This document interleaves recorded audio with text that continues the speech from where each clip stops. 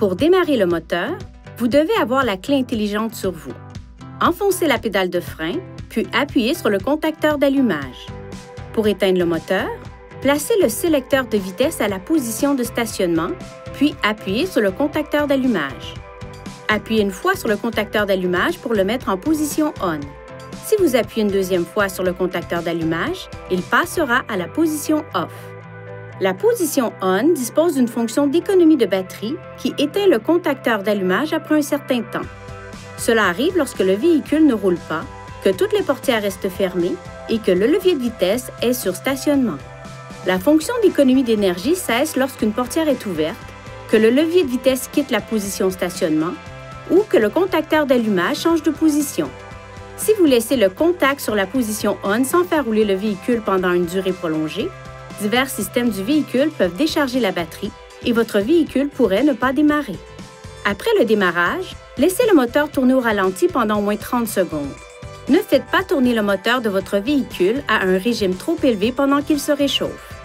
Conduisez d'abord à vitesse modérée sur une courte distance, plus particulièrement s'il fait froid.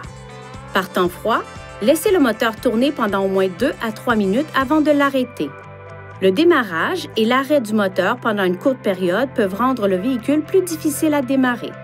Si la portière du conducteur est ouverte pendant que le contacteur d'allumage est à la position ON, un signal sonore retentira. Un signal sonore retentira aussi si le contact est à la position OFF et que la clé intelligente est restée dans le véhicule. Lorsque vous placez le contacteur d'allumage à la position OFF et le levier de vitesse à la position de stationnement, les systèmes audio, Bluetooth et de navigation restent alimentés pendant un certain temps, jusqu'à l'ouverture de la portière du conducteur. Cette durée peut être prolongée jusqu'à 30 minutes en appuyant sur le bouton d'alimentation de la chaîne audio ou sur le bouton de déverrouillage de la clé intelligente.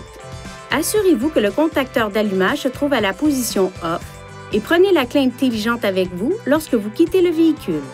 Si la pile de la clé intelligente est déchargée et que vous devez démarrer le moteur, assurez-vous d'abord que le levier de vitesse est sur la position stationnement.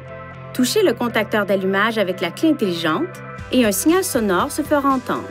Dans les 10 secondes suivant le carillon, enfoncez la pédale de frein et appuyez sur le contacteur d'allumage.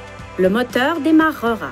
Si vous n'appuyez pas sur la pédale de frein en même temps que sur le contacteur d'allumage, la position passera à ON, mais le moteur ne démarrera pas. Veuillez consulter le manuel du conducteur pour obtenir des renseignements importants concernant la sécurité et les limites du système et pour en savoir davantage au sujet de son utilisation et de ses caractéristiques.